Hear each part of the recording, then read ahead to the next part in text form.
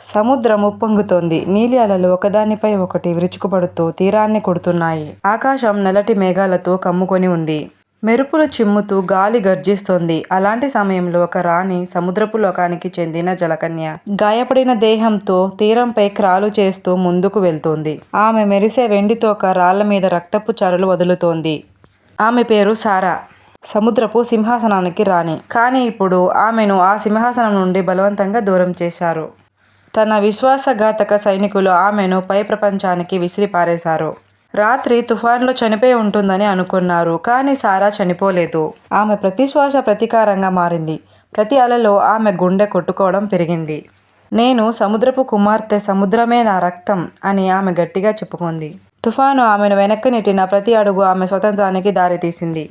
ఒక క్షణం ఒక మెరుపు ఆమె ముఖాన్ని తాకింది. ఆమె కళ్ళల్లో భయం లేదు, కేవలం అగ్నిలా దహించే పట్టుదల ఉంది. తన సింహాసనం తిరిగి పొందాలని నిర్ణయించుకుంది. అలల మధ్య ఆమె మునిగిపోతూ మళ్లీ పైకి వస్తూ సముద్రంతో కలిసిపోతుంది. అక్కడ నీరు నిశ్శబ్దంగా మారింది. తుఫాను క్రమంగా ఆగిపోయింది.